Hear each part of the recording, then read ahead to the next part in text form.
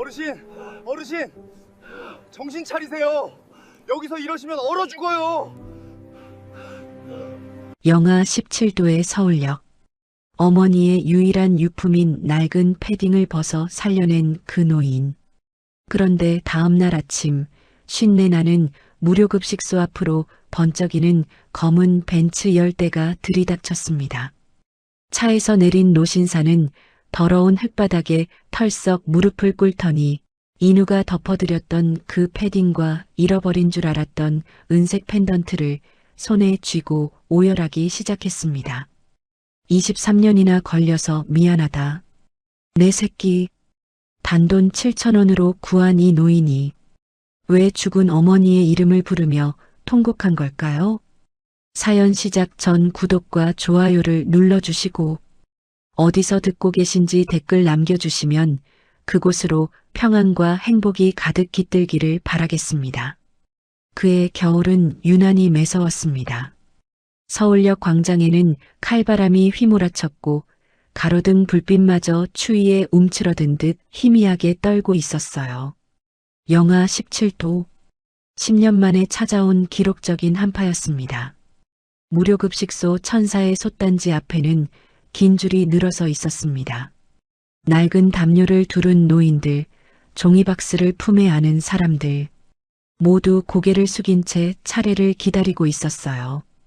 그 줄 맨 끝에 한 청년이 서 있었습니다. 22살 서인우.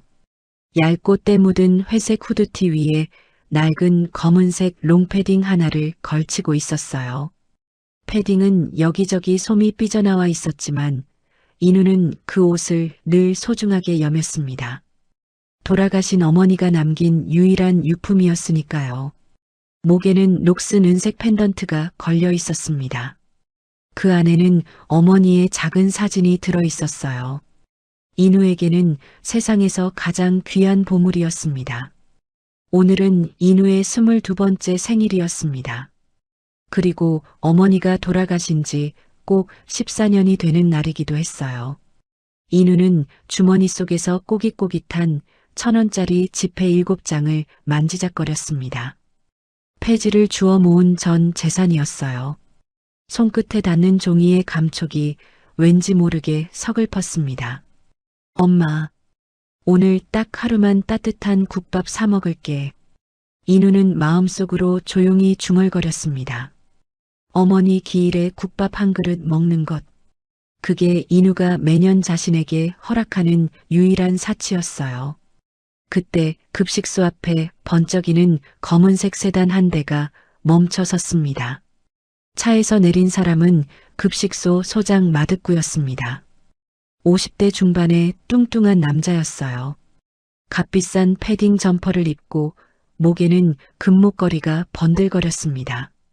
그는 줄 서 있는 사람들을 힐끗 쳐다보더니 마치 벌레라도 본 듯 인상을 찌푸렸습니다.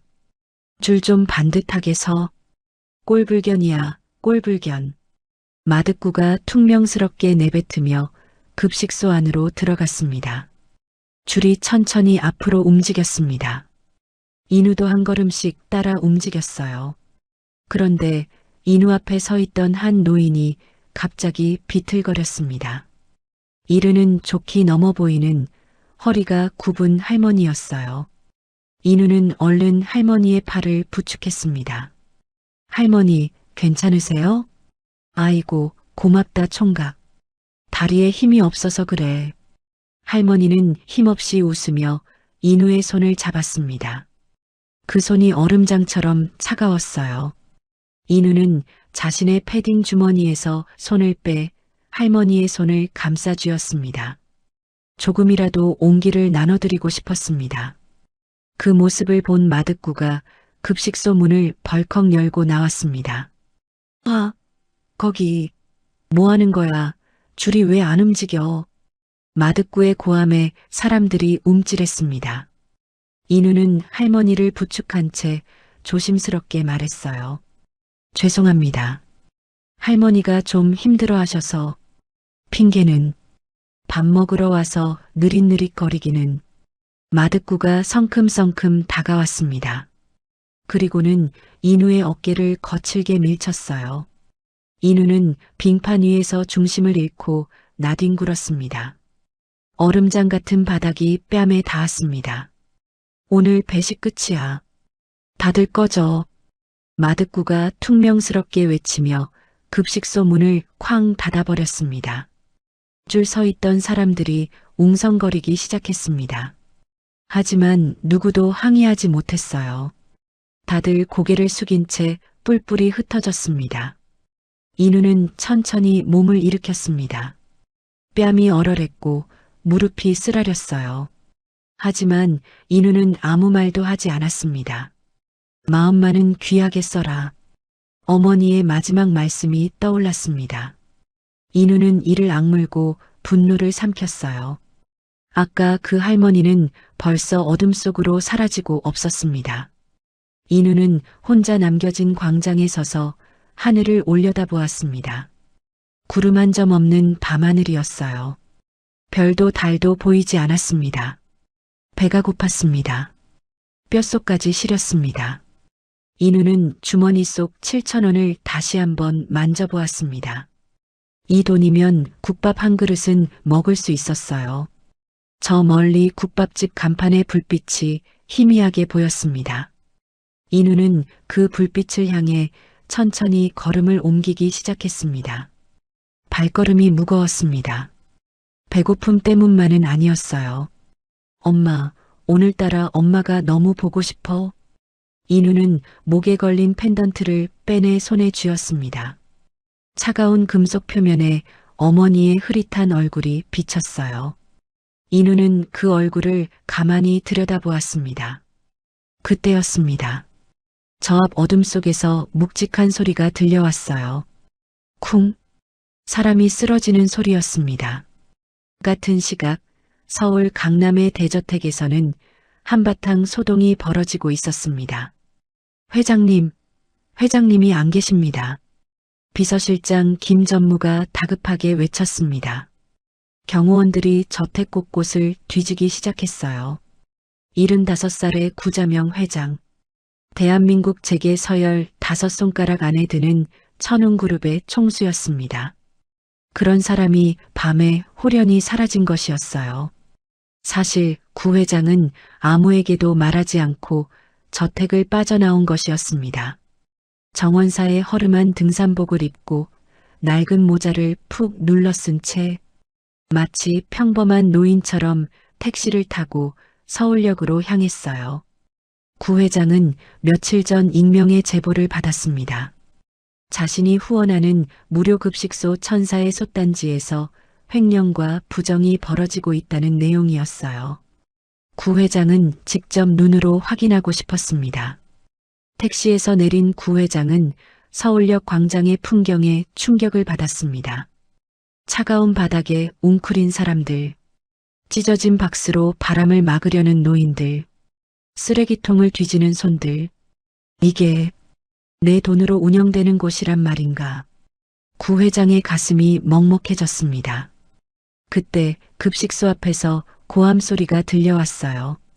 오늘 배식 끝이야. 다들 꺼져. 뚱뚱한 남자가 줄 서 있는 사람들을 내쫓고 있었습니다. 심지어 한 청년을 발로 밀쳐 넘어뜨리기까지 했어요. 구 회장의 눈이 부릅떠졌습니다. 저게 소장이라는 자인가. 분노가 치밀어 올랐습니다. 가슴이 답답해지기 시작했어요. 구 회장은 가슴을 움켜쥐었습니다. 지병인 협심증이 도지는 것 같았어요. 진정해야 해. 진정하고. 하지만 분노와 충격이 너무 컸습니다. 구 회장의 시야가 흐려지기 시작했어요. 다리에 힘이 풀렸습니다. 휘청. 구 회장은 차가운 시멘트 바닥 위로 쓰러졌습니다. 지나가는 사람들이 힐끗 쳐다보았지만 아무도 다가오지 않았어요. 에이, 술 취한 노인네네. 요즘 노숙자들 참 많아졌어. 사람들은 코를 막으며 피해갔습니다. 구 회장의 얼굴이 점점 보랏빛으로 변해갔습니다. 입술이 파르르 떨렸어요. 손끝이 얼어붙어 갔습니다. 의식이 흐려지는 그 순간 구 회장의 눈에 무언가가 들어왔습니다. 어둠 속에서 달려오는 한 청년의 모습이었어요. 앙상한 체구에 낡은 검은색 패딩을 입은 청년. 그 청년이 자신을 향해 달려오고 있었습니다. 어르신, 어르신, 괜찮으세요? 떨리는 목소리가 들려왔습니다. 따뜻한 손이 구 회장의 차가운 뺨에 닿았어요. 그 순간 구 회장은 까마득한 어둠 속으로 빠져들었습니다. 마지막으로 본 것은 그 청년의 맑은 눈동자였습니다. 어딘가 낯익은 그리운 눈빛이었어요. 이 눈은 어둠 속을 향해 달렸습니다. 차가운 공기가 폐를 찔렀어요. 심장이 쿵쿵 뛰었습니다. 발밑에 얼음이 미끄러웠지만 멈출 수 없었어요. 바로 앞 가로등 불빛 아래 쓰러진 사람의 그림자가 보였기 때문이었습니다. 가까이 다가가니 허름한 등산복을 입은 노인이 바닥에 쓰러져 있었습니다. 얼굴이 보랏빛으로 변해가고 있었어요. 숨소리가 거의 들리지 않았습니다. 인우의 가슴이 철렁 내려앉았습니다. 14년 전의 기억이 번개처럼 스쳤어요. 병원비가 없어 쓰러진 어머니. 지나가는 사람들에게 애원했지만 아무도 멈춰주지 않았던 그날. 차가운 바닥 위에서 점점 식어가던 어머니의 손. 그때 인우는 겨우 9살이었습니다. 어머니의 손을 붙잡고 울기만 했어요. 아무것도 할 수 없었습니다. 그 무력함이 지금도 인우의 가슴 한켠에 멍처럼 남아 있었어요. 인우는 눈을 질끈 감았습니다. 이분은 내가 살려야 해. 인우는 주머니 속 7,000원을 꺼냈습니다. 국밥을 사 먹으려던 돈이었어요. 어머니 기일에 딱 한 번 허락한 사치였습니다. 하지만 인우는 망설이지 않았어요. 곧바로 편의점으로 달려갔습니다. 떨리는 손으로 핫팩 2개와 따뜻한 두유 1개를 집었어요. 4,000원이 나갔습니다. 다시 노인에게로 뛰어갔습니다. 핫팩을 비벼서 노인의 가슴과 배 위에 올려놓았어요. 두유 뚜껑을 열어 노인의 입술에 조금씩 적셔주었습니다. 어르신, 정신 차리세요. 제발이요. 하지만 노인의 몸은 여전히 얼음장 같았습니다. 핫팩 2개로는 어림도 없었어요. 저체온증이 심하게 온 것 같았습니다. 인우는 입술을 깨물었습니다. 그리고 천천히 자신의 패딩 지퍼를 내렸어요. 낡고 해진 검은색 롱패딩. 솜이 빠져나와 볼품 없었지만 인우에게는 세상에서 가장 소중한 옷이었습니다. 어머니가 마지막으로 남긴 유품이었으니까요. 패딩을 벗자 얇은 회색 후드티 하나만 남았습니다. 칼바람이 살을 애듯 파고들었어요. 온몸에 소름이 돋았습니다. 인우는 패딩을 노인에게 덮어주었습니다. 할아버지, 이거 입으세요. 저보다 할아버지가 더 급해요. 손끝이 벌써 곱아지기 시작했습니다. 하지만 인우는 개의치 않았어요. 노인을 일으켜 세워야 했습니다. 병원에 데려가야 했어요. 인우는 노인의 팔을 자신의 어깨에 걸치고 있는 힘을 다해 일으켜 세웠습니다. 그리고 노인을 등에 업었어요. 70이 넘은 성인 남성의 무게가 앙상한 어깨를 짓눌렀습니다. 무릎이 후들거렸어요. 뼈가 으스러지는 것 같았습니다. 인우는 신음을 삼키며 한 걸음을 뗐습니다. 빙판길이었습니다. 발이 미끄러졌어요. 중심을 잡으려 버둥거렸지만 결국 무릎이 꺾이며 바닥에 쓰러졌습니다. 쿵! 날카로운 얼음이 무릎을 찢었습니다. 바지가 찢어지고 피가 배어 나왔어요. 하지만 인우는 등에 업은 노인을 놓지 않았습니다. 거친 숨을 몰아쉬며 다시 일어섰습니다. 무릎에서 뜨거운 것이 흘러내렸지만 돌아볼 여유가 없었어요. 한 걸음, 또 한 걸음, 오르막길이 나타났습니다. 다리가 천근만근이었어요. 후드티는 식은 땀으로 젖어 얼어붙기 시작했습니다. 조금만 더.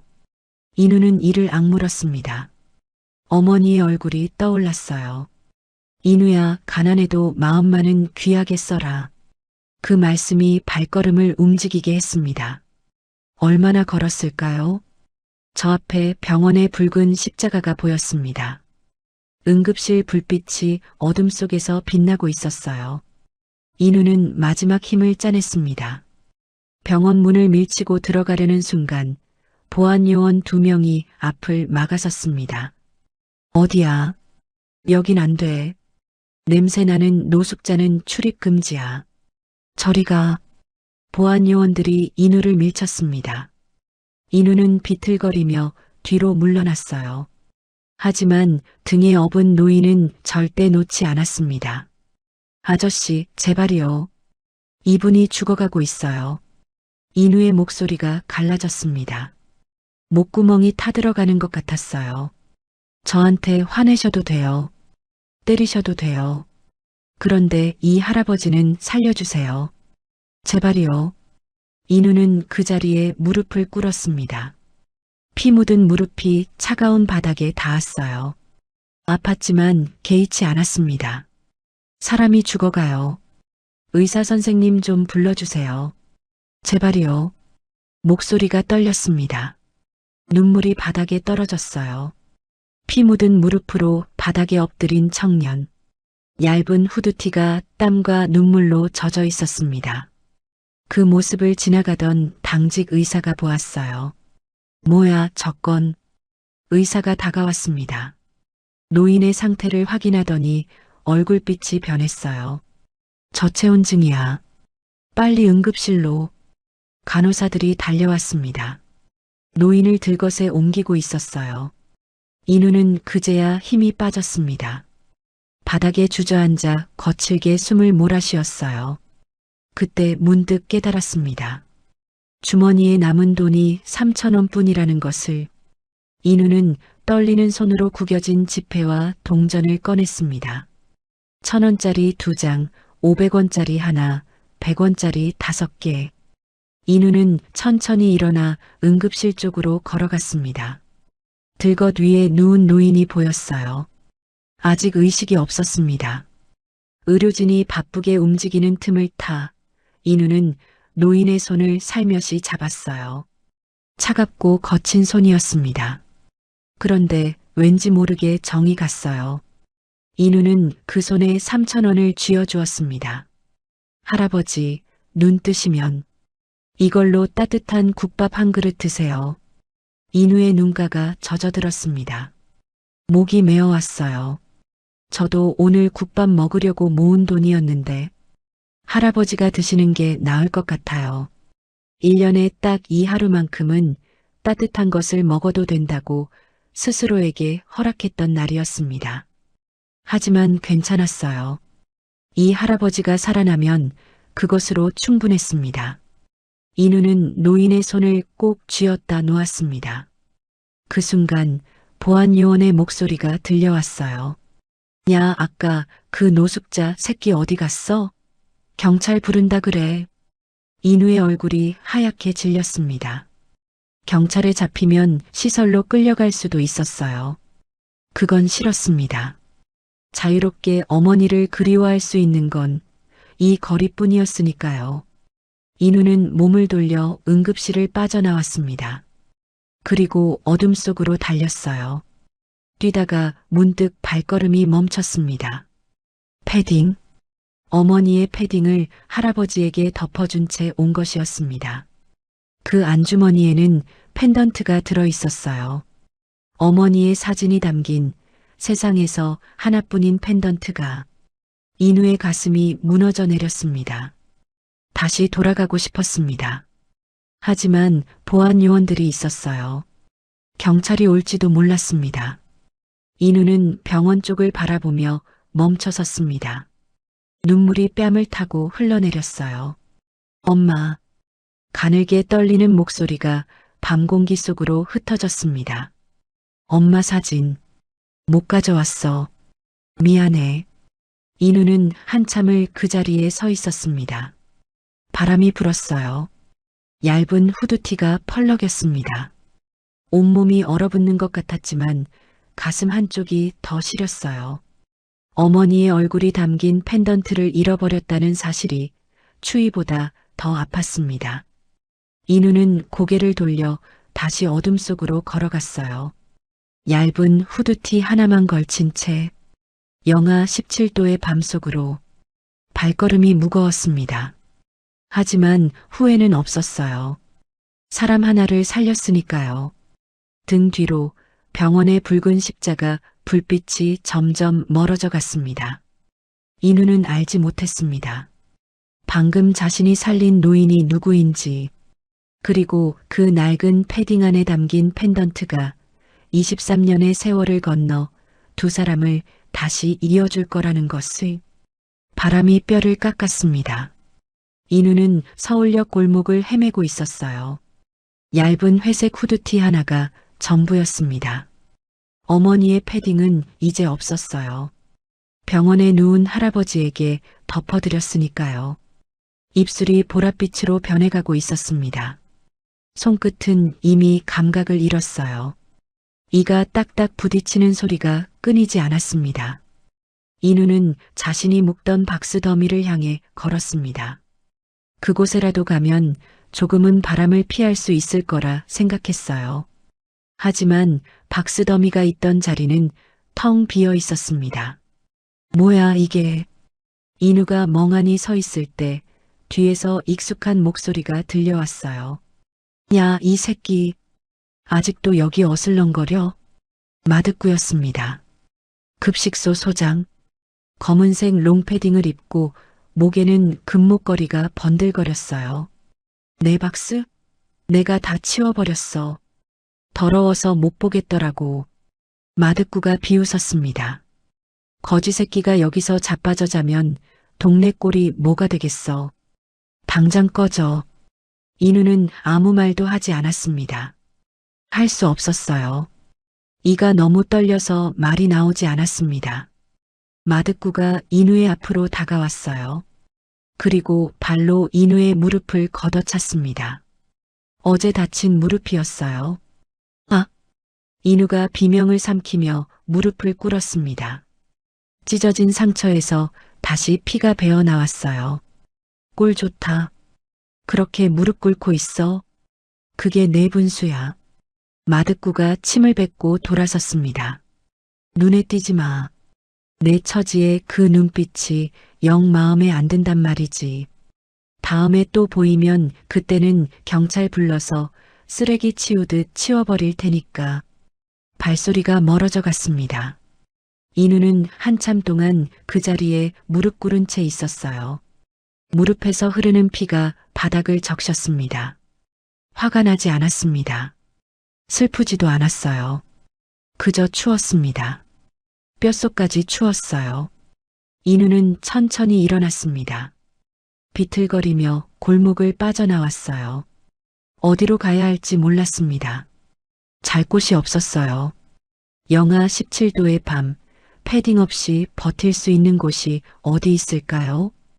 인우는 상가 건물 처마 밑으로 가보았습니다. 문이 잠겨 있었어요. 다른 건물로 가보았습니다. 경비원이 쫓아냈어요. 편의점에 들어가려 했지만 점원이 문 앞에서 막았습니다. 손님 아니면 안 돼요. 나가세요. 어디에도 인우를 받아주는 곳은 없었습니다. 발걸음이 점점 느려졌어요.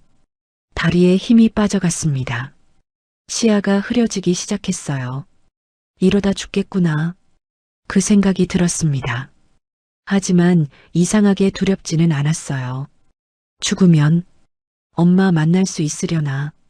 인우는 멈춰섰습니다. 하늘을 올려다보았어요. 별 하나 없는 캄캄한 밤하늘이었습니다. 그때 희미한 온기가 느껴졌어요. 지하철역 계단 옆 환기구에서 미지근한 바람이 새어나오고 있었습니다. 따뜻하다고는 할 수 없었지만 바깥보다는 나았어요. 인우는 그 환기구 옆으로 다가갔습니다. 쓰레기통 뒤편 아무도 눈여겨보지 않는 구석이었어요. 주변을 둘러보았습니다. 쓰레기장에서 찢어진 신문지 몇 장과 비닐봉지가 보였어요. 인우는 그것들을 주었습니다. 신문지를 구겨서 후드티 안쪽에 넣었어요. 바지 속에도 넣었습니다. 비닐봉지는 등에 깔았어요. 어릴 때 어머니가 가르쳐 준 것이었습니다. 인우야, 신문지는 바람을 막아준단다. 추우면 옷 안에 넣어. 오래전 월세를 내지 못해 쫓겨났던 겨울밤, 어머니는 인우를 끌어안고 골목 구석에서 밤을 샜어요. 그때 어머니가 해준 말이었습니다. 인우는 몸을 웅크렸습니다. 무릎을 가슴에 붙이고 고개를 숙였어요. 태아처럼 작게 몸을 말았습니다. 바람이 불 때마다 온몸이 떨렸어요. 이가 딱딱 부딪혔습니다. 하지만 인우는 이상하게도 두렵지 않았어요. 환기구에서 나오는 미지근한 바람이 마치 어머니의 숨결 같았기 때문이었습니다. 엄마, 나 너무 추워. 인우는 마음속으로 말했어요. 펜던트도 없어서 엄마 얼굴도 못 봐. 미안해. 눈이 감겼습니다. 의식이 흐려져 갔어요. 그 순간 인우의 귓가에 익숙한 목소리가 들려오는 것 같았습니다. 인우야, 조금만 버텨. 엄마가 안아줄게. 어머니의 목소리였어요. 꿈인지 환청인지 알 수 없었습니다. 인우의 입가에 희미한 미소가 번졌어요. 엄마, 보고 싶어. 그리고 인우는 눈을 감았습니다. 몸의 떨림이 점점 느려졌어요. 심장 박동도 느려졌습니다.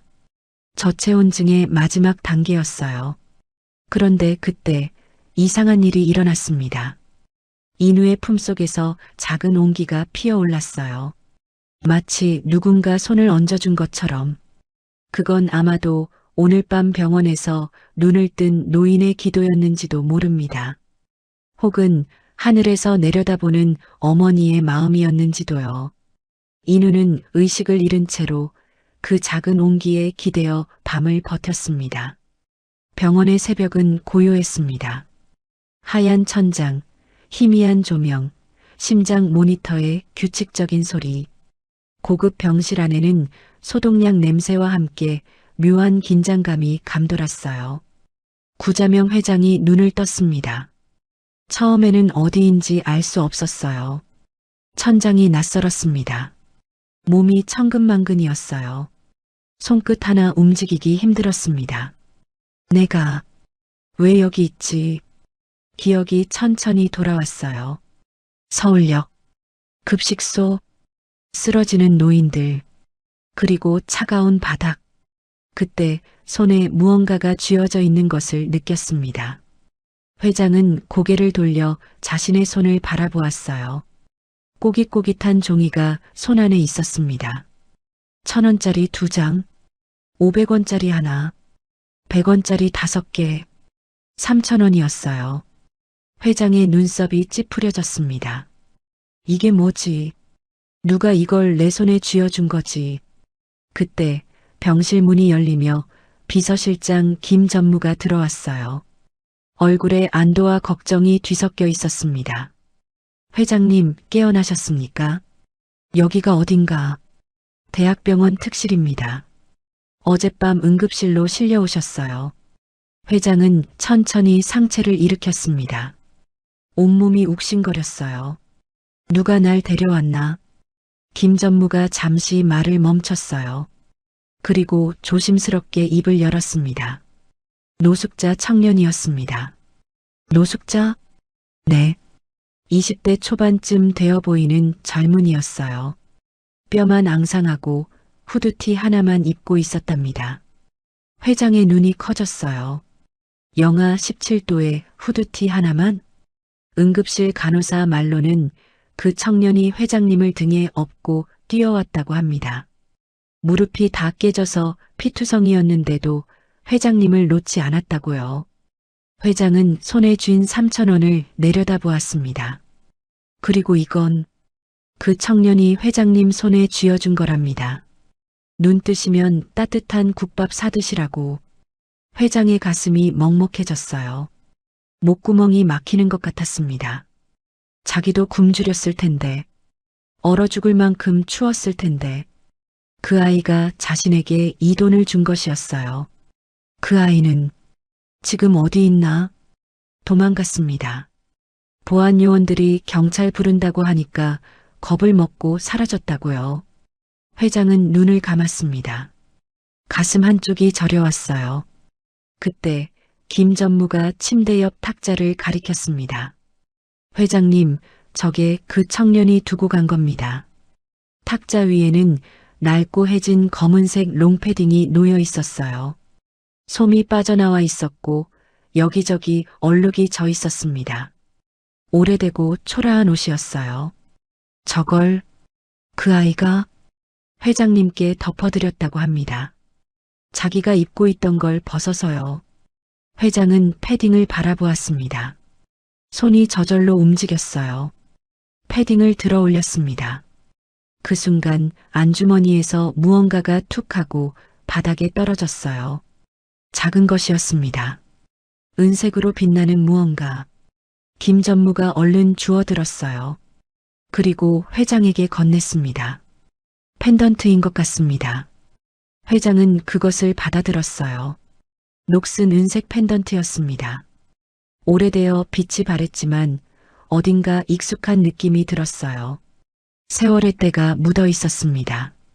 누군가 오랜 세월 동안 만지고 또 만졌다는 흔적이었어요. 회장의 손끝이 떨리기 시작했습니다. 이 펜던트 어디서 본 것 같았어요. 아주 오래전에. 회장은 펜던트를 열었습니다. 그 안에는 작은 사진이 들어 있었어요.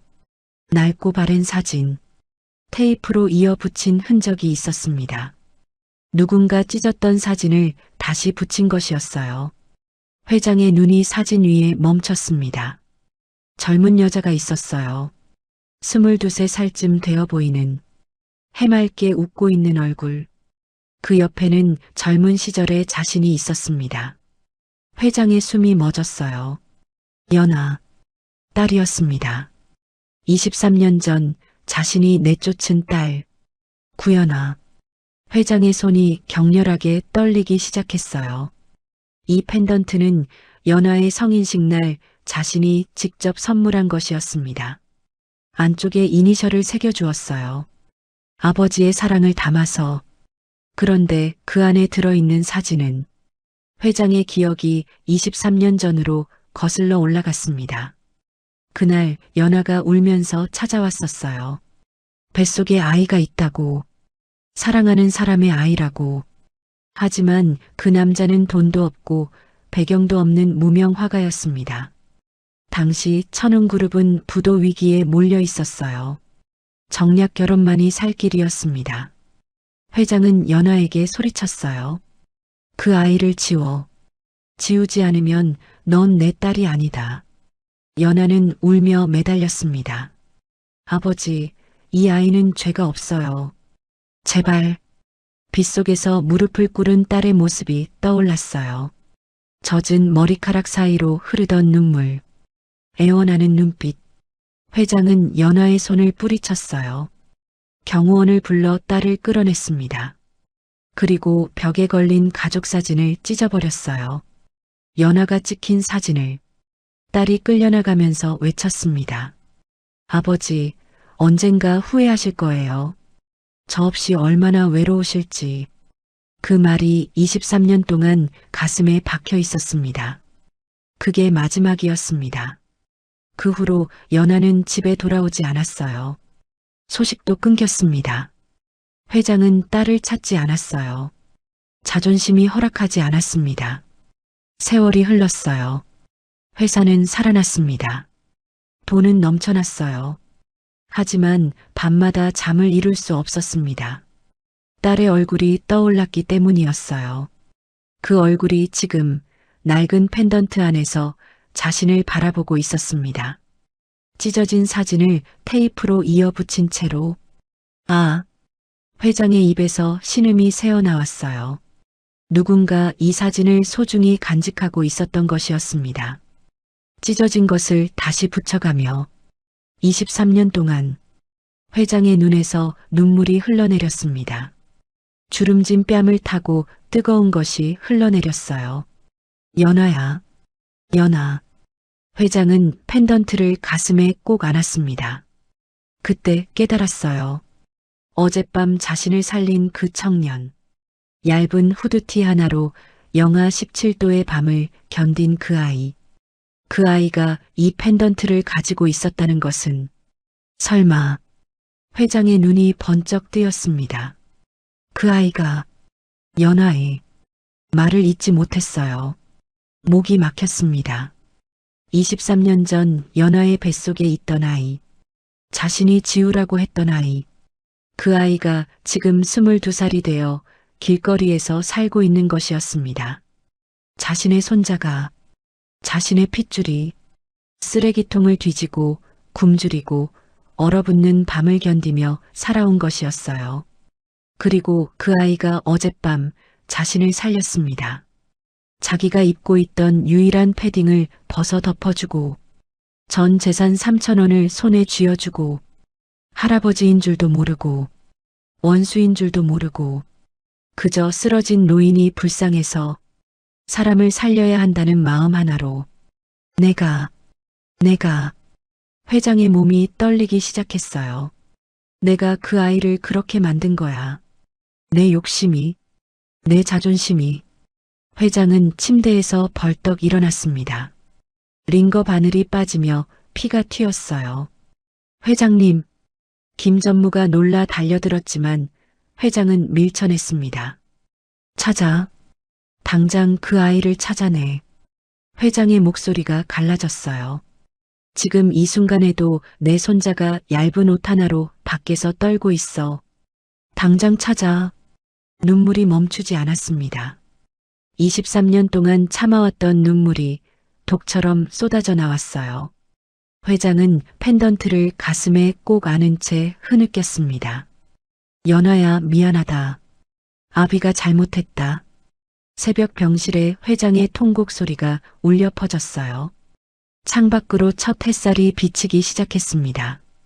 길고 긴 밤이 끝나가고 있었어요.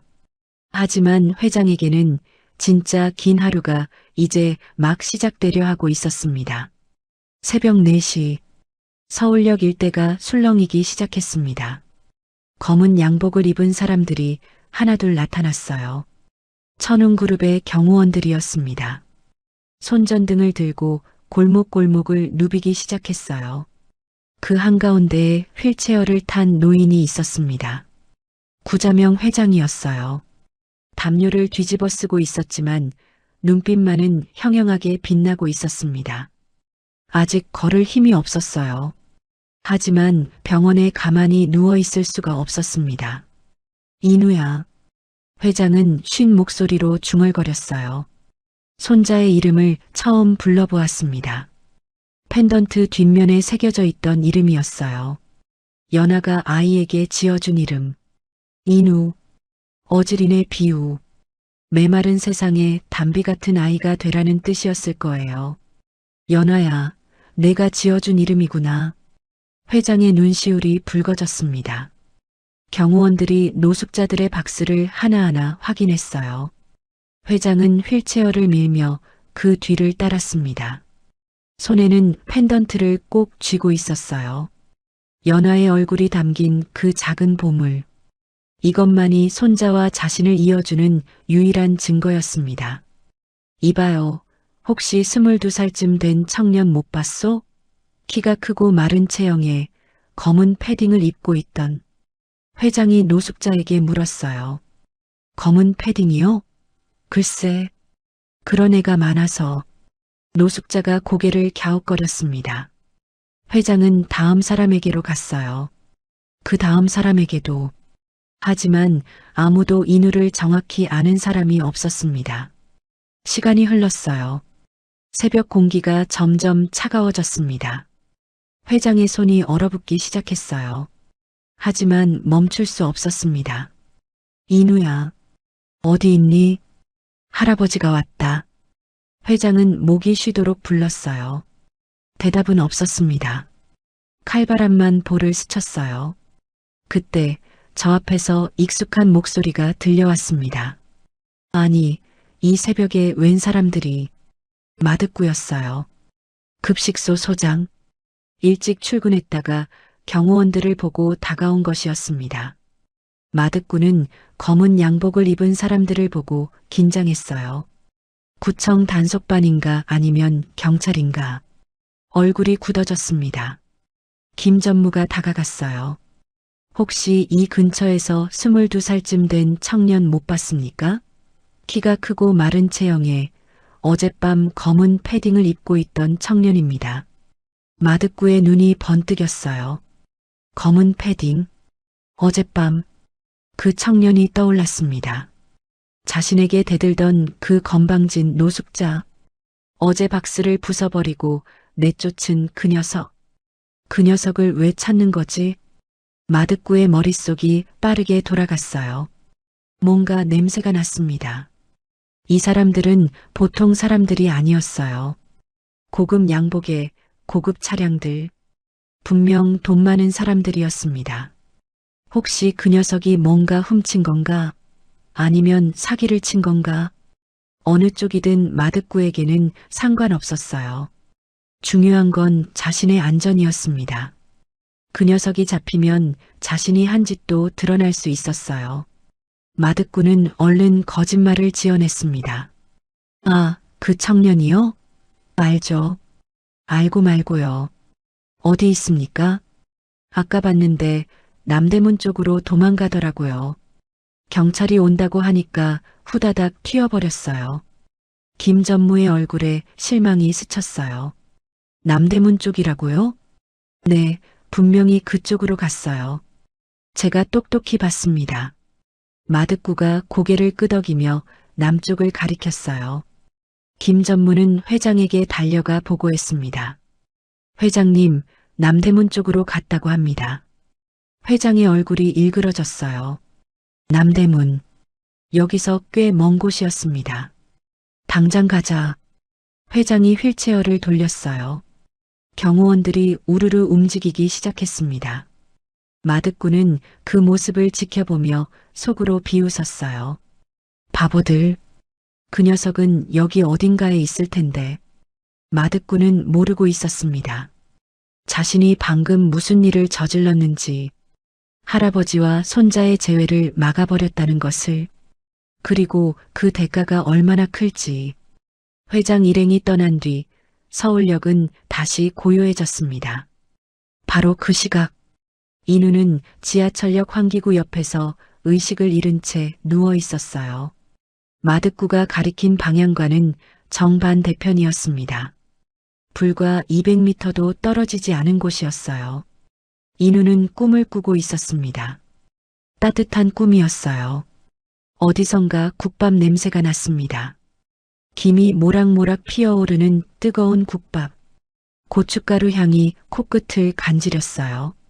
꿈속에서 누군가 인우의 손을 잡아주었어요. 크고 따뜻한 손이었습니다.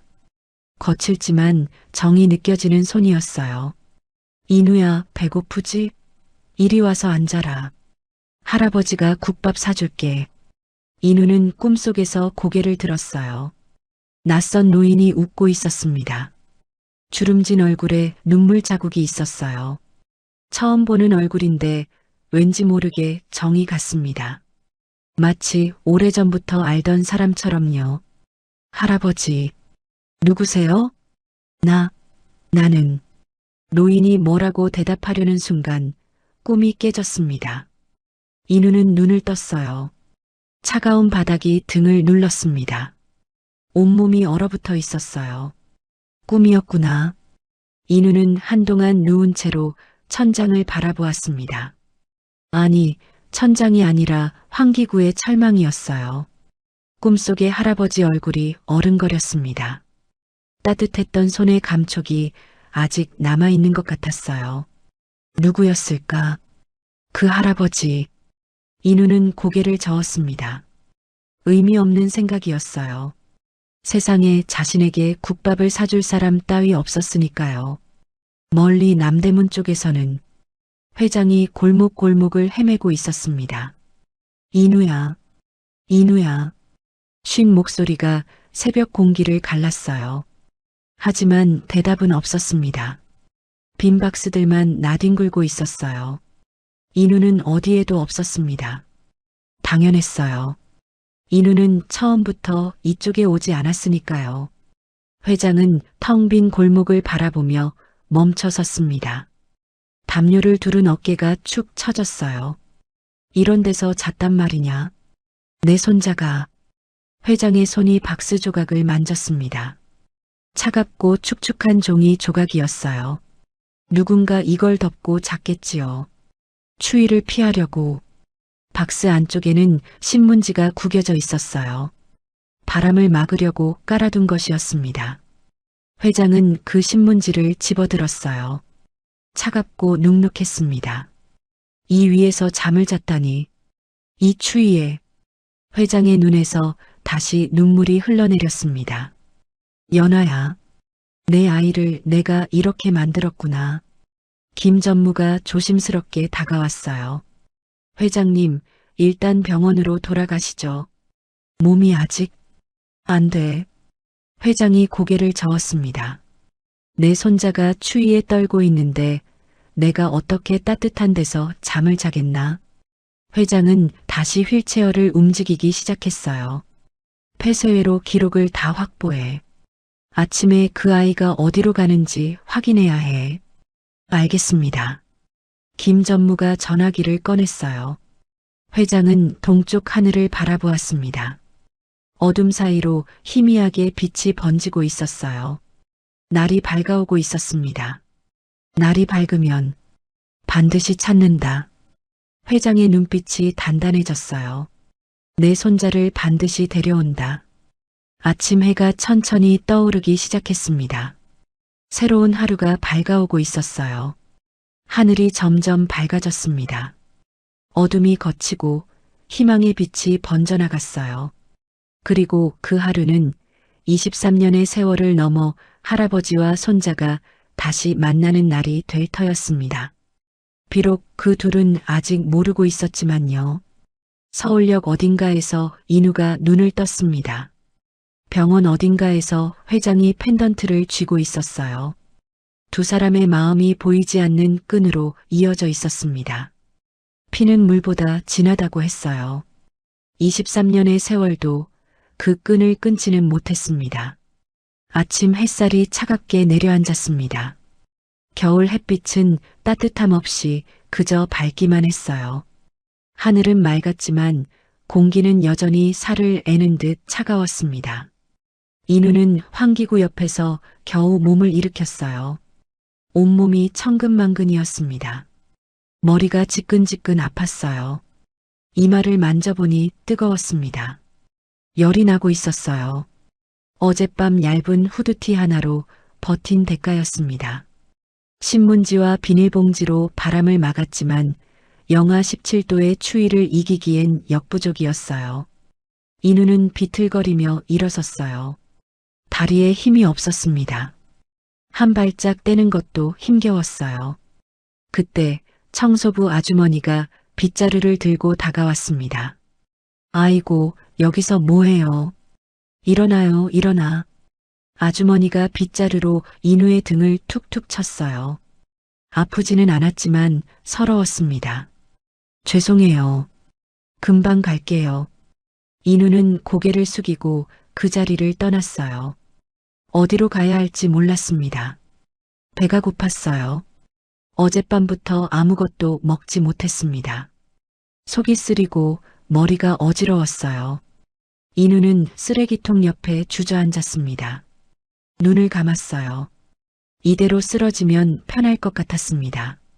그때 어디선가 이야기 소리가 들려왔어요. 야, 오늘 급식소에 높은 사람 온대. 인우의 귀가 쫑긋 세워졌습니다. 높은 사람? 누군데? 몰라. 어제 병원에 실려간 노인이 찾는다나 봐. 패딩 주인 찾는다고 난리래. 인우의 심장이 쿵 뛰었어요. 패딩? 어머니의 패딩. 그 안에 펜던트가 있었습니다. 어머니의 사진이 담긴 펜던트. 세상에서 하나뿐인 보물이었어요. 인우는 벌떡 일어났습니다. 머리가 핑 돌았지만 쓰러지지 않으려고 벽을 짚었어요. 할아버지가 오실지도 몰라. 가슴이 뛰기 시작했습니다. 어제 병원에 두고 온 할아버지. 그 할아버지가 패딩을 가지고 오실지도 모른다는 생각이 들었어요. 펜던트를 돌려받을 수 있을지도 몰랐습니다. 인우는 급식소 쪽을 바라보았어요. 천사의 솥단지, 마득구가 있는 곳이었습니다. 무서웠어요. 어젯밤 마득구에게 당한 일이 떠올랐습니다. 박스를 부숴버리고 무릎을 걷어찬 그 남자. 다시 가면 무슨 일을 당할지 몰랐어요. 하지만 인우는 발걸음을 옮기기 시작했습니다. 어머니의 사진을 찾기 위해서라면 어떤 모욕도 견딜 수 있었어요. 인우는 쓰레기장에서 찢어진 벙거지 모자를 주었습니다. 푹 눌러써서 얼굴을 가렸어요. 마득구 눈에 띄지 않으려면 조심해야 했습니다. 걸음을 옮길 때마다 다리가 후들거렸어요. 열 때문에 시야가 흐렸습니다. 땀이 이마를 타고 흘러내렸어요. 길가에 피어있는 찬 바람이 볼을 스쳤습니다. 코끝이 시렸어요. 하지만 인우는 걸음을 멈추지 않았습니다. 어머니의 얼굴이 떠올랐어요. 펜던트 속에 담긴 그 사진. 테이프로 이어붙인 그 사진을 몇 번이나 만지작거렸는지 몰랐어요. 힘들 때마다 꺼내보았습니다. 어머니의 웃는 얼굴을 보면 다시 힘이 났었어요. 그 사진 없이는 살 수 없을 것 같았습니다.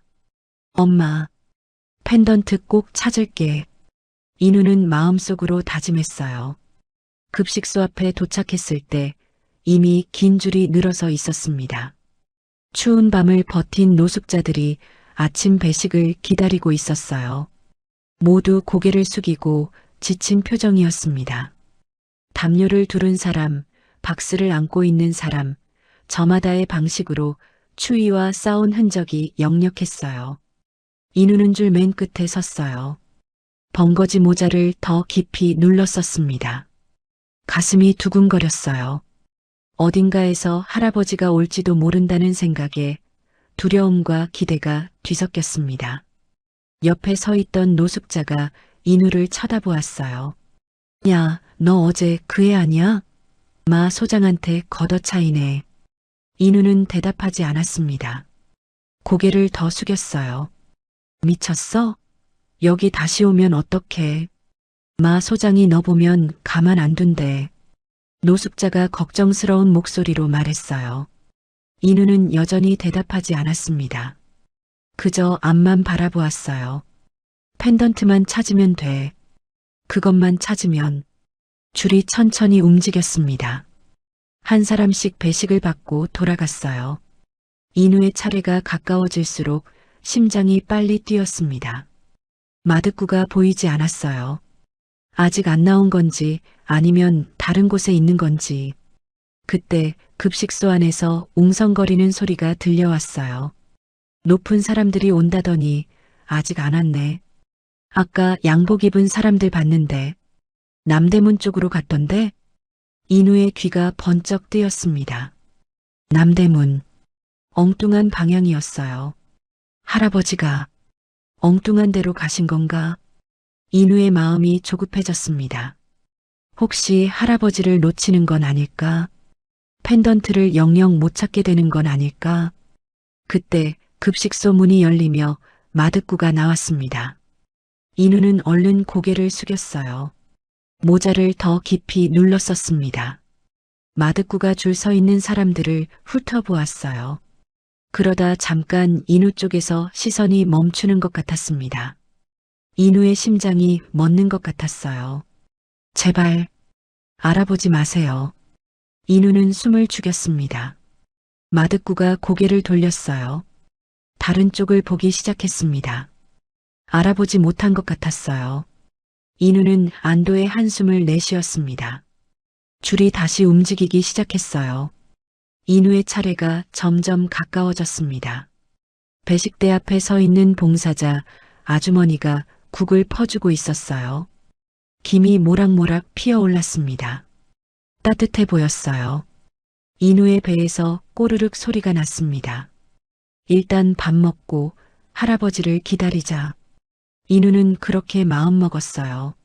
하지만 운명은 인우에게 쉬운 길을 허락하지 않았습니다. 인우의 차례가 다가왔을 때 마득구가 다시 배식대 쪽으로 걸어왔어요. 그리고 인우의 앞에 멈춰 섰습니다. 너. 마득구의 목소리가 차갑게 울렸어요. 인우는 고개를 들지 않았습니다. 심장이 쿵쾅쿵쾅 뛰었어요. 고개 들어. 마득구가 명령했습니다. 인우는 천천히 고개를 들었어요. 모자 아래로 마득구의 얼굴이 보였습니다. 비열한 웃음을 짓고 있었어요. 역시 내 녀석이구나. 모자 쓴다고 못 알아볼 줄 알았어? 인우의 입술이 바르르 떨렸습니다. 밥은 안 주셔도 돼요. 인우가 떨리는 목소리로 말했어요. 혹시 할아버지 안 오셨나요? 어제 제가 병원에 모셔다 드린 할아버지요. 마득구의 눈이 번뜩였습니다. 할아버지? 무슨 할아버지? 제 패딩을 돌려주러 오셨을지도 몰라서요. 그 안에 제 물건이. 인우의 목소리가 점점 작아졌어요. 마득구는 인우를 위아래로 훑어보았습니다. 그러더니 코웃음을 쳤어요. 패딩? 내 그 더러운 패딩 누가 신경 쓴다고? 마득구가 비웃었습니다. 정신 나간 소리하고 있네. 거지 새끼가 무슨 할아버지야. 인우는 아무 말도 하지 못했어요. 입술을 깨물었습니다. 마득구가 한 걸음 더 다가왔어요. 내가 어제 뭐라고 했지? 눈에 띄지 말라고 했잖아. 인우의 등에 식은땀이 흘렀습니다. 마득구는 배식대 쪽으로 걸어갔어요. 그리고 국자를 집어들었습니다. 밥 먹으러 왔으면 밥이나 먹어. 마득구가 국솥 앞에 섰어요. 펄펄 끓는 국에서 김이 피어올랐습니다. 이리 와. 식판 내밀어. 인우는 망설였어요. 뭔가 이상했습니다. 마득구의 눈빛이 수상했어요. 하지만 배가 너무 고팠습니다. 어젯밤부터 아무것도 먹지 못했어요. 열이 나는 몸으로 여기까지 걸어왔습니다. 인우는 천천히 다가갔어요. 떨리는 손으로 식판을 내밀었습니다. 마득구가 국자로 국을 떴어요. 그리고 식판이 아닌 인우의 손등 위로 끓는 국물을 부어버렸습니다. 아! 인우가 비명을 질렀어요. 식판이 손에서 미끄러졌습니다. 쨍그랑 하는 소리와 함께 밥과 국이 흙바닥에 쏟아졌어요. 아이고, 손이 미끄러졌네.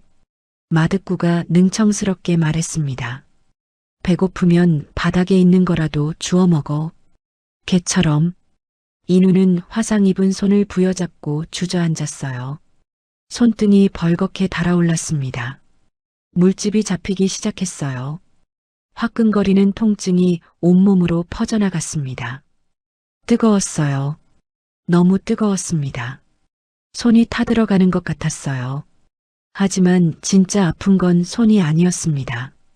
눈물이 왈칵 쏟아졌어요. 아파서 우는 게 아니었습니다.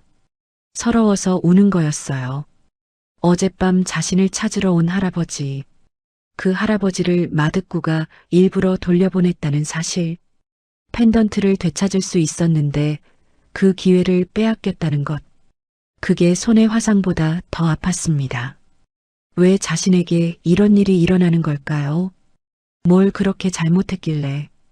태어난 것 자체가 죄였을까요? 인우는 흙바닥에 쏟아진 밥알을 바라보았습니다. 하얀 쌀알이 흙과 뒤섞여 있었어요. 국물이 흙 위로 스며들고 있었습니다. 배가 고팠습니다. 너무 고팠어요. 어젯밤부터 아무것도 먹지 못했어요. 위장이 쥐어짜이는 것 같았습니다. 인우의 손이 저도 모르게 바닥으로 향했습니다. 흙 묻은 밥알을 주우려고 손가락 끝이 흙에 닿았어요. 그 순간 어머니의 목소리가 들리는 것 같았어요. 인우야, 가난해도 마음만은 귀하게 써라. 인우의 손이 멈췄습니다. 어머니가 돌아가시기 전 마지막으로 해준 말이었어요. 쪽방 한 칸에서 식은 죽 한 그릇을 나눠 먹으면서 어머니는 그 말을 몇 번이고 되풀이했습니다. 세상이 널 짓밟아도 내 마음만은 지켜야 해. 알겠지? 인우는 손을 거두었어요. 눈물이 뺨을 타고 흘러내렸어요. 펑펑 울었습니다. 소리 없이 어깨만 들썩였어요. 마득구가 그 모습을 내려다보며 비웃었어요. 꼴 좋다. 거지가 따로 없네. 마득구가 침을 뱉었습니다. 인우의 발치에 떨어졌어요. 주변에 서 있던 사람들은 아무도 나서지 못했습니다. 고개를 돌렸어요. 외면했습니다. 다들 자기 밥 한 끼가 급했으니까요. 인우는 혼자였습니다. 완전히 혼자였어요. 이 세상에 자신 편은 아무도 없었습니다. 어머니가 돌아가신 후로 늘 그랬어요. 혼자 싸우고, 혼자 버티고, 혼자 울었습니다. 인우는 화상 입은 손으로 바닥을 짚었습니다. 고개를 숙였어요. 마치 절을 하듯이 이마가 차가운 흙바닥에 닿았습니다. 눈물이 흙 위로 떨어졌어요. 마득구를 향해 애원하는 것이 아니었어요. 세상을 향해, 운명을 향해 빌고 있었습니다. 어머니의 사진만 돌려받을 수 있다면, 그것만 있다면 어떤 수모도 견딜 수 있었어요. 굶어도 괜찮았습니다. 얼어도 괜찮았어요.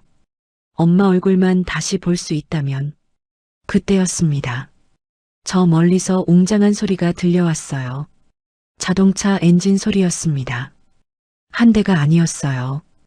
여러 대의 차가 동시에 달려오는 소리였습니다. 마득구의 표정이 변했어요. 고개를 돌려 소리가 나는 쪽을 바라보았습니다. 급식소 입구 쪽에서 흙먼지가 피어올랐어요.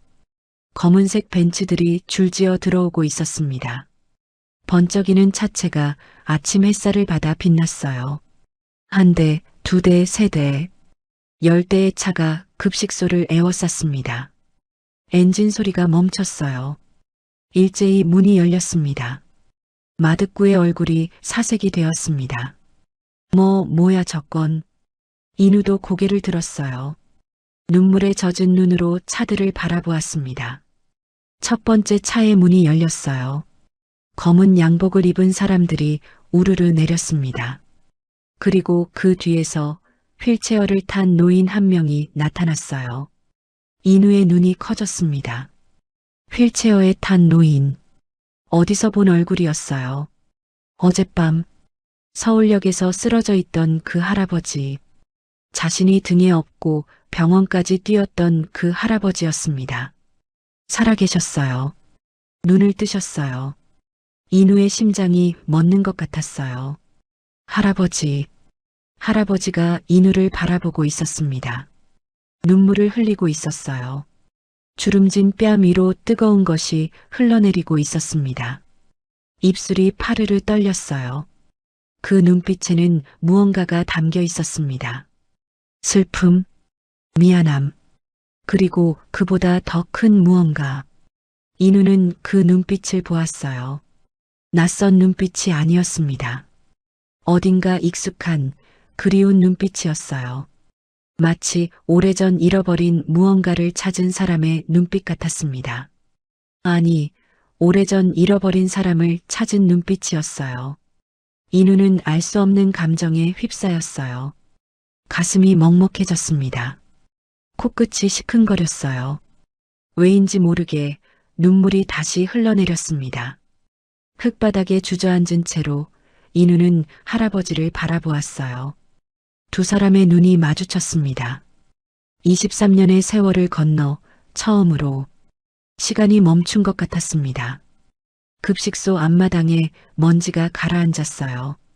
검은 차량들이 둘러선 가운데 모든 시선이 한 곳에 모였습니다. 휠체어에 앉은 노인과 흙바닥에 주저앉은 청년. 두 사람은 서로를 바라보고 있었어요. 말없이, 눈빛만으로 세상의 모든 소리가 사라진 것 같았습니다. 구자명 회장의 눈에서 눈물이 흘러내렸습니다. 멈출 수가 없었어요. 23년 동안 참아왔던 눈물이 둑이 무너지듯 쏟아져 나왔습니다. 저 아이가 인우였어요. 연하의 아들, 자신의 손자, 23년 전 자신이 지우라고 했던 그 아이. 얇은 후드티는 땀과 흙으로 범벅이 되어 있었습니다. 화상 입은 손등이 벌겋게 부어올라 있었어요. 창백한 얼굴에는 눈물 자국이 얼룩져 있었습니다. 뼈가 앙상하게 드러난 어깨가 가늘게 떨리고 있었어요. 회장의 가슴이 찢어지는 것 같았어요. 내가 이렇게 만들었구나. 내 손자를, 내 욕심이, 내 자존심이. 그때 마득구가 달려왔습니다. 아, 회장님, 어서 오십시오. 마득구의 얼굴에 아첨하는 웃음이 번졌어요. 하지만 그 웃음은 오래가지 못했습니다. 김 전무가 성큼 다가와 마득구의 뺨을 올려붙였어요. 퍽! 마득구가 비틀거리며 땅에 쓰러졌습니다. 닥쳐라. 감히 누구 앞이라고. 김 전무의 목소리가 차갑게 울렸어요. 하지만 회장은 마득구를 보지도 않았습니다. 오직 인우만 바라보고 있었어요. 회장이 휠체어에서 일어나려 했습니다. 다리에 힘이 없었어요. 휘청거렸습니다. 회장님, 김 전무가 부축하려 했지만 회장이 손을 뿌리쳤어요. 괜찮아. 회장은 떨리는 다리로 한 걸음을 뗐습니다. 그리고 또 한 걸음. 인우를 향해 걸어갔어요. 인우는 여전히 흙바닥에 앉은 채 회장을 올려다보고 있었습니다. 눈이 부었어요. 입술이 파르르 떨렸습니다. 할아버지, 살아계셨어요? 인우의 목소리가 갈라졌어요. 다행이에요. 정말 다행이에요. 인우의 눈에서 다시 눈물이 흘러내렸습니다. 자신의 고통은 잊은 채 오로지 할아버지가 살아있다는 것에 안도하고 있었어요. 회장의 발걸음이 멈췄습니다. 인우의 앞에 섰어요. 그리고 천천히 그 자리에 무릎을 꿇었습니다. 회장님, 경호원들이 놀라 소리쳤지만 회장은 들리지 않는 듯 했어요. 흙바닥에 무릎이 닿았습니다. 고급 양복 바지가 흙에 젖었어요. 하지만 회장은 개의치 않았습니다. 천흥그룹의 회장이 대한민국 재계 서열 5손가락 안에 드는 사람이 노숙자 청년 앞에 무릎을 꿇은 것이었어요. 주변에서 숨죽여 지켜보던 사람들이 웅성거렸습니다. 하지만 회장의 귀에는 아무것도 들리지 않았어요.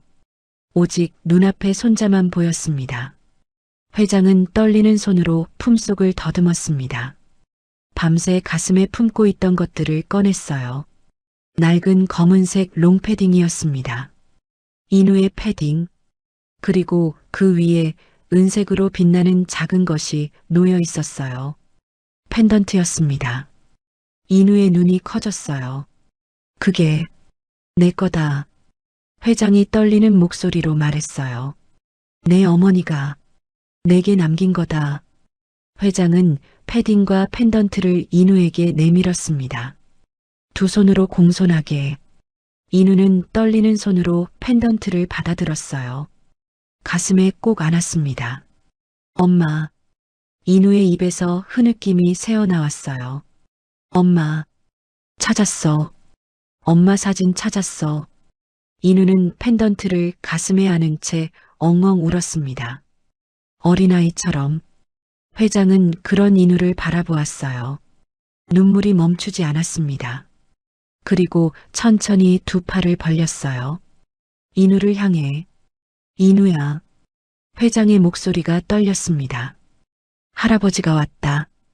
할아버지가 잘못했다. 인우는 고개를 들었어요. 회장의 눈을 바라보았습니다. 그 눈에 담긴 것은 미안함이었어요. 그리움이었습니다. 그리고 사랑이었어요. 낯선 감정이었습니다. 인우는 태어나서 한 번도 느껴본 적 없는 감정이었어요. 가족의 사랑. 회장이 인우를 끌어안았습니다. 따뜻했어요. 너무나 따뜻했습니다. 캐시미어 코트의 부드러운 감촉이 인우의 볼에 닿았어요. 향긋한 냄새가 났습니다. 고급스러운 하지만 그보다 더 따뜻한 냄새였어요. 22년 동안 얼어붙어 있던 인우의 마음이 천천히 녹아내리기 시작했어요. 이런 포옹을 받아본 적이 없었습니다. 어머니가 돌아가신 후로는 아무도 인우를 안아준 적이 없었어요. 미안하다.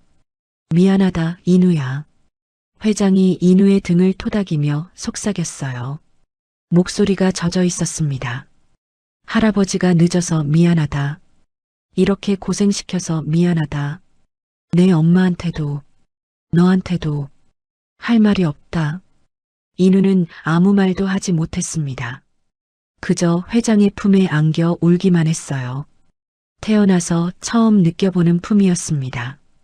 아버지의 품도 할아버지의 품도 몰랐던 아이였어요.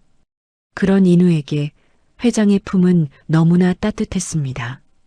이제 괜찮아. 이제 다 괜찮아. 회장이 인우의 머리카락을 쓸어넘기며 말했어요. 할아버지가 왔으니까 이제 혼자가 아니야. 인우의 어깨가 들썩였어요. 멈출 수 없는 울음이 터져 나왔습니다. 주변에서 지켜보던 사람들도 눈시울을 붉혔어요. 무슨 사연인지는 몰라도 두 사람의 통곡이 가슴을 울렸습니다. 회장은 한참 동안 인우를 안고 있었습니다. 그러다 고개를 돌려 마득구를 바라보았어요. 마득구는 바닥에 엎드린 채 벌벌 떨고 있었습니다. 저 사람이 인우가 떨리는 목소리로 말했어요. 저한테 뜨거운 국물을. 회장의 눈빛이 차갑게 변했습니다. 하지만 회장은 아무 말도 하지 않았어요. 고개만 끄덕였습니다. 김 전무가 마득구에게 다가갔어요. 횡령과 특수폭행 혐의로 고발 조치하겠습니다. 경찰이 올 때까지 꼼짝 마십시오. 마득구가 무릎을 꿇고 애원했어요. 회장님, 한 번만 봐주십시오. 제가 잘못했습니다.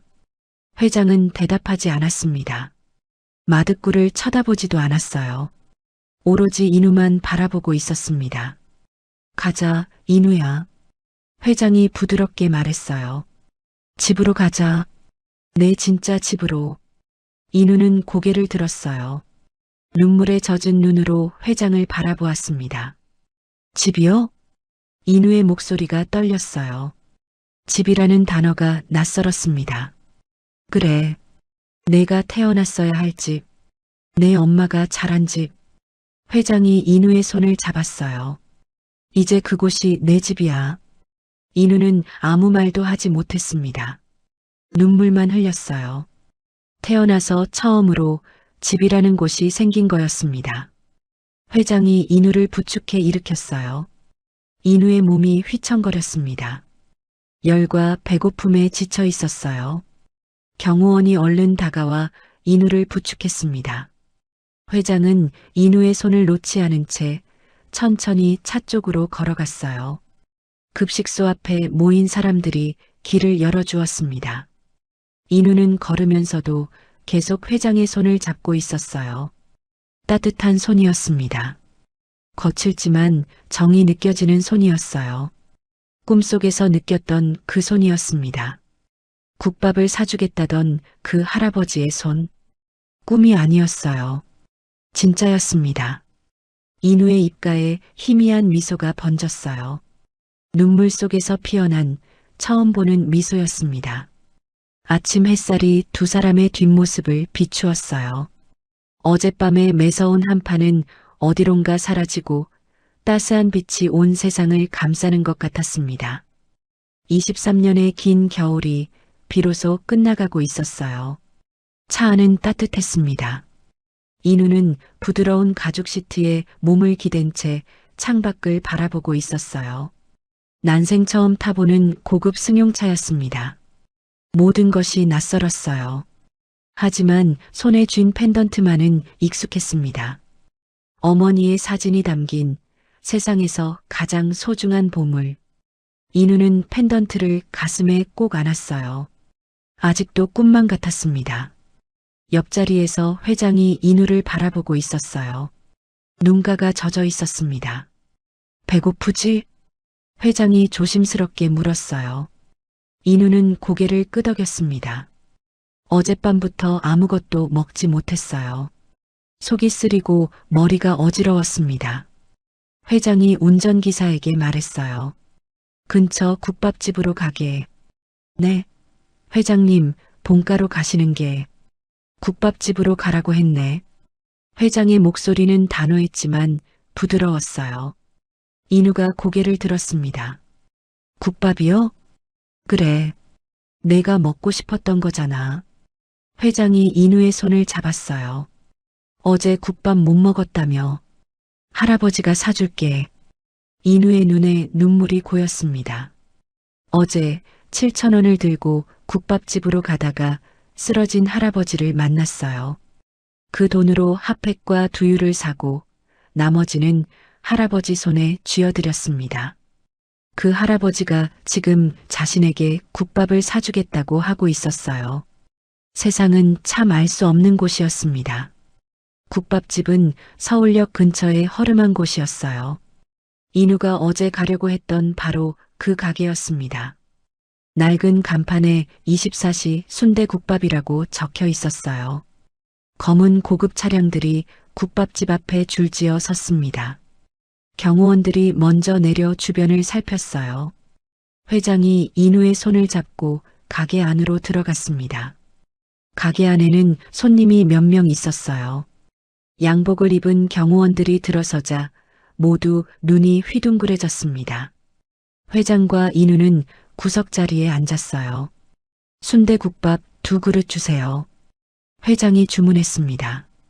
잠시 후 김이 모락모락 피어오르는 국밥 2그릇이 나왔어요. 구수한 냄새가 코끝을 간지렸습니다. 인우는 국밥을 바라보았어요. 눈물이 나려고 했습니다. 하얀 김이 모락모락 피어올랐어요. 순대와 내장이 국물 위에 떠 있었습니다. 파가 송송 썰려 있었어요. 어제 이 국밥을 먹으려고 했었어요. 어머니 기일에 딱 한 그릇만. 1년에 딱 이 하루만큼은 따뜻한 것을 먹어도 된다고 스스로에게 허락했던 날이었습니다. 하지만 결국 먹지 못했습니다. 쓰러진 할아버지를 살리는 게 더 중요했으니까요. 그런데 지금 그 할아버지와 함께 국밥을 먹고 있었어요. 운명은 참 알 수 없는 것이었습니다. 인우는 수저를 들었습니다. 손이 떨렸어요. 국을 한 숟갈 떴습니다. 입에 넣었어요. 따뜻했습니다. 너무나 따뜻했어요. 국물이 목구멍을 타고 내려갔습니다. 온몸으로 온기가 퍼져나갔어요. 24시간 동안 얼어붙어 있던 몸이 천천히 녹아내리는 것 같았습니다. 인우의 눈에서 눈물이 뚝 떨어졌어요. 국밥 위로 엄마가 인우가 떨리는 목소리로 말했어요. 엄마가 돌아가시기 전에 그랬어요. 생일날 국밥 사 먹으라고. 그게 마지막으로 해주신 말이었어요. 회장의 숟가락이 멈췄습니다. 어제가 내 생일이었어? 인우가 고개를 끄덕였어요. 네. 생일이랑 엄마 기일이 같은 날이에요. 회장의 얼굴이 일그러졌습니다. 가슴이 찢어지는 것 같았어요. 연아가 그날 세상을 떠난 것이었습니다. 인우의 생일에 연아야. 회장의 입에서 딸의 이름이 새어나왔어요. 내 엄마는 좋은 사람이었어. 세상에서 가장 착하고 따뜻한 아이였어. 회장의 눈에서 눈물이 흘러내렸습니다. 그런 아이를 내가 내쫓았어. 내 욕심 때문에, 내 자존심 때문에. 인우는 아무 말도 하지 않았어요. 그저 회장의 손을 잡았습니다. 할아버지, 인우가 조용히 말했어요. 엄마가 할아버지 원망 안 했어요. 회장이 고개를 들었습니다. 뭐라고? 엄마가 돌아가시기 전에 그랬어요. 할아버지 원망하지 말라고. 언젠가 꼭 만나게 될 거라고. 회장의 눈이 커졌어요. 연아가 그랬어? 네. 엄마는 늘 할아버지 얘기를 했어요. 무섭지만 속은 따뜻한 분이라고, 언젠가 꼭 찾아오실 거라고. 인우는 잠시 말을 멈췄어요. 오래된 기억이 떠올랐습니다. 엄마가 돌아가시던 날 제 손을 잡고 그러셨어요. 인우의 목소리가 떨렸어요. 인우야, 할아버지 만나면 원망하지 마라. 그분도 외로우신 거야. 사랑하는 법을 몰라서 그런 거야. 회장의 눈에서 눈물이 주르륵 흘러내렸습니다. 그리고 마지막에 이렇게 말씀하셨어요.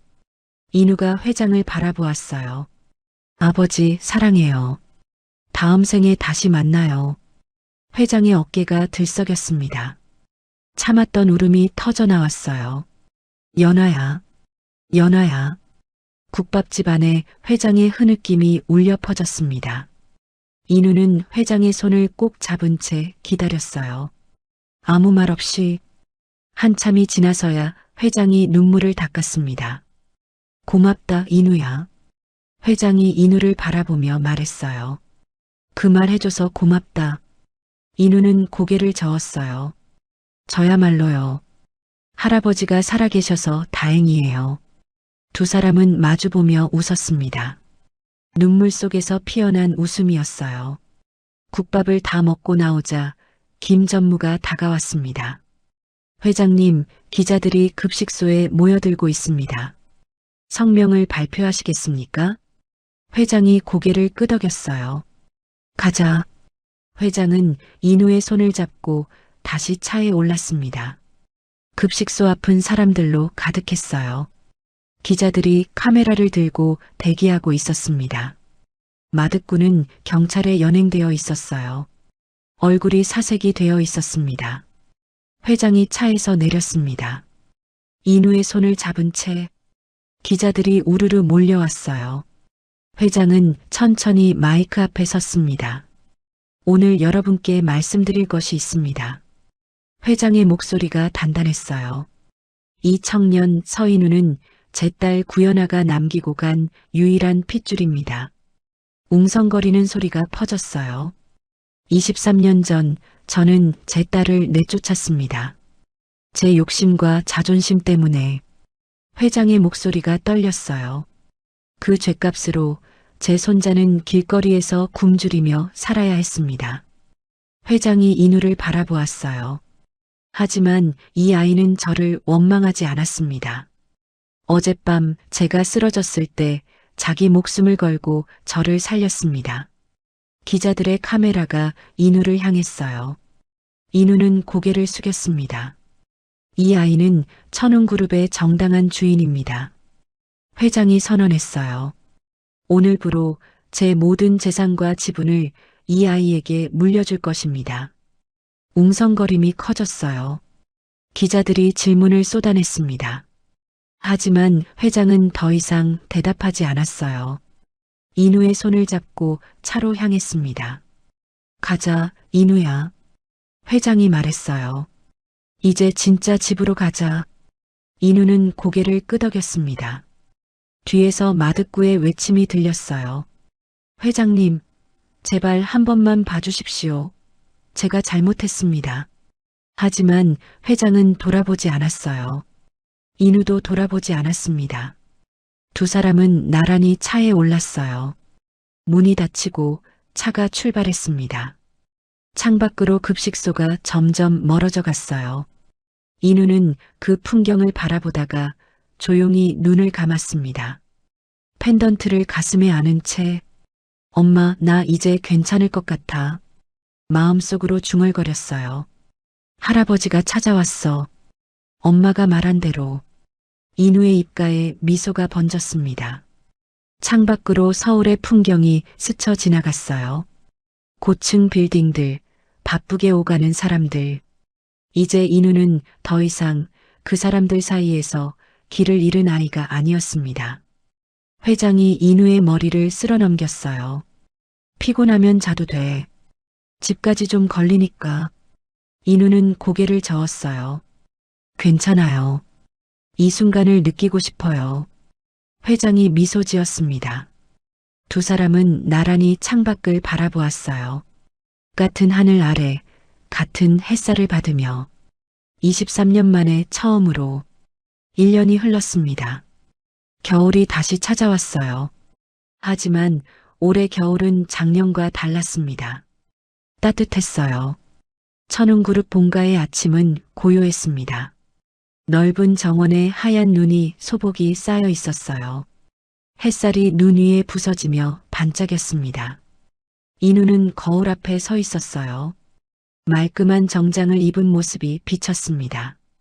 1년 전과는 완전히 다른 모습이었어요. 건강해진 얼굴, 단정하게 빗은 머리카락, 깨끗한 옷. 하지만 변하지 않은 것도 있었습니다.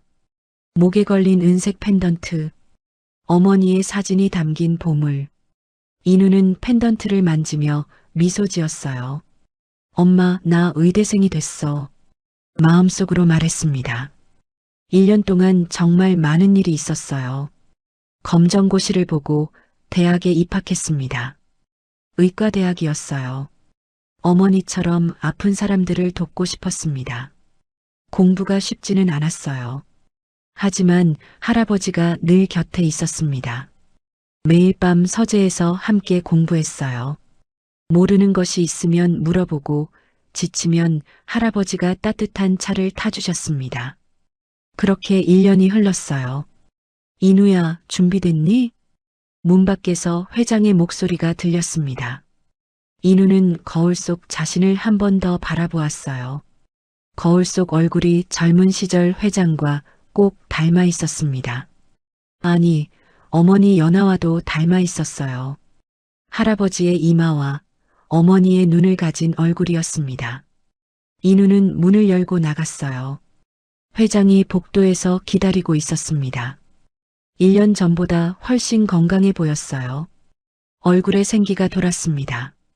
손자를 찾은 후로 회장은 다시 살아났어요. 불면증이 사라졌고 식욕도 돌아왔습니다. 무엇보다 웃음이 늘었어요. 잘 어울린다. 회장이 인우를 바라보며 말했어요. 내 엄마를 닮았구나. 인우는 미소 지었습니다. 할아버지도 닮았대요. 다들 그러더라고요. 회장이 웃었어요.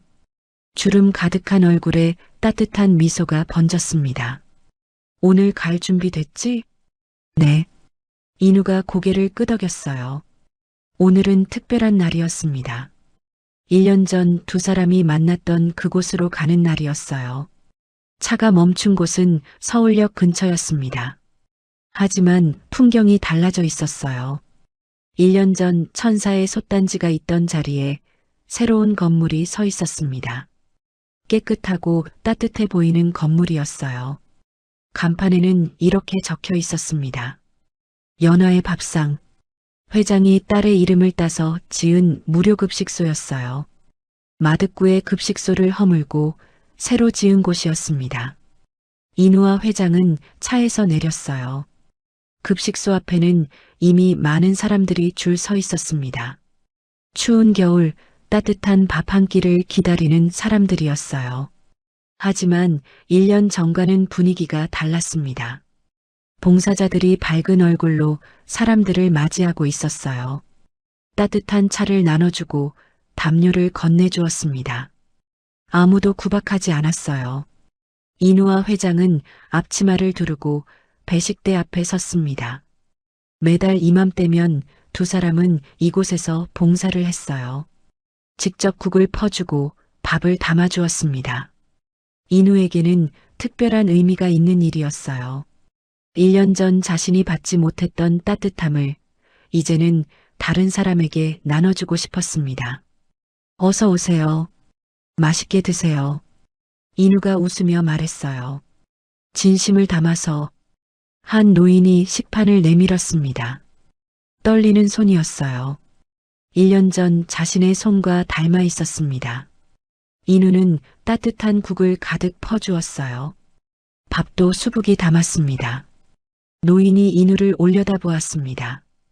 고맙습니다, 젊은이. 인우는 미소 지었어요. 맛있게 드세요. 더 필요하시면 말씀하세요. 노인이 고개를 숙이며 돌아갔습니다. 회장은 옆에서 그 모습을 지켜보고 있었어요. 눈가가 젖어 있었습니다. 1년 전 이 자리에서 인우는 흙바닥에 주저앉아 울고 있었습니다. 화상 입은 손으로 밥알을 주우려 했어요. 굶주리고 지치고 절망한 얼굴이었습니다. 그 아이가 지금은 밝은 얼굴로 사람들에게 밥을 퍼주고 있었어요. 회장의 가슴이 벅차올랐습니다. 연아야 보이니? 내 아들이 이렇게 자랐어. 마음속으로 말했어요. 봉사가 끝난 후 두 사람은 급식소 뒤편 작은 방으로 갔습니다. 방 안에는 액자 하나가 걸려 있었어요. 연아의 사진이었습니다. 젊고 아름다운 모습으로 웃고 있었어요. 회장이 직접 걸어둔 사진이었습니다. 인우는 사진 앞에 섰어요.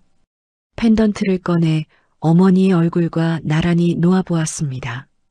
똑같은 얼굴이었어요. 똑같은 미소였습니다. 인우의 눈가가 젖어들었어요.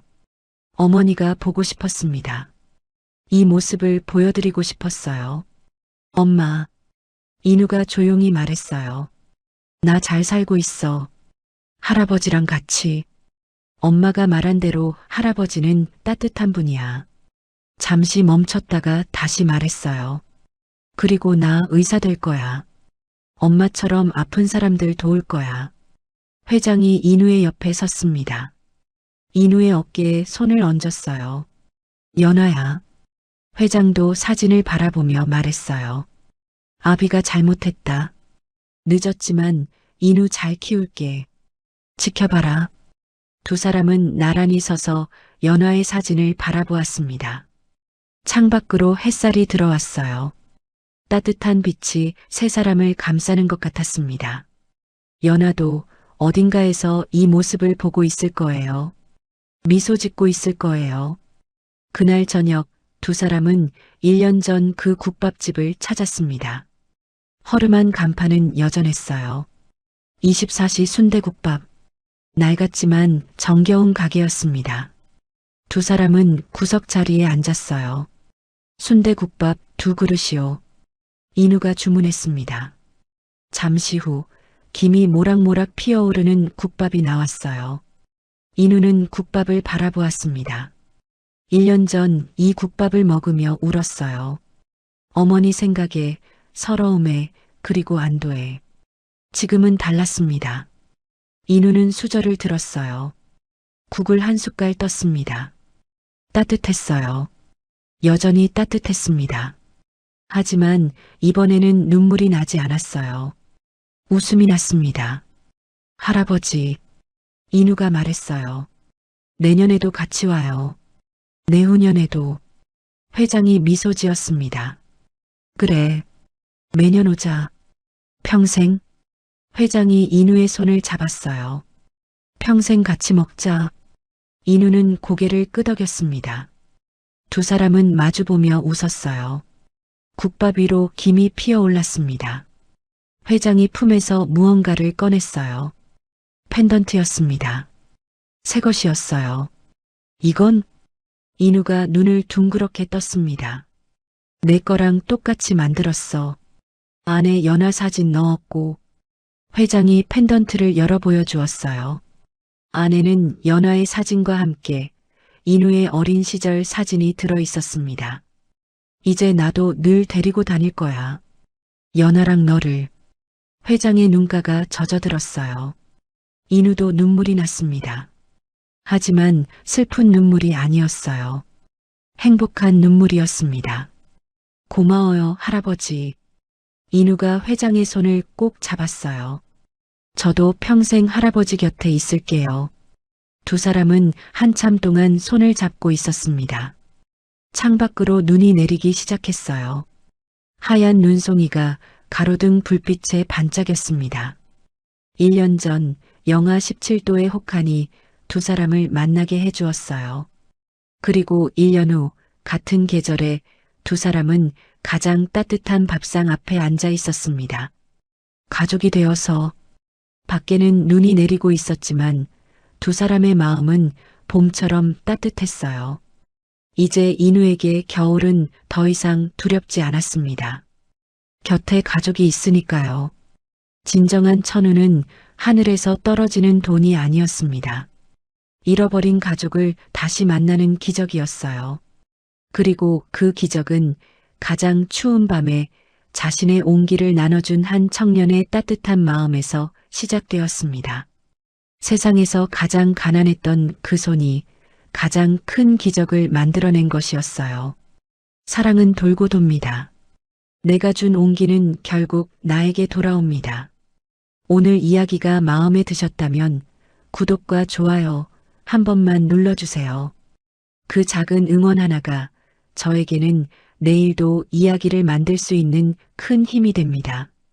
다음에도 따뜻한 이야기로 찾아올게요. 편안한 밤 보내세요. 별에는 밤이었습니다.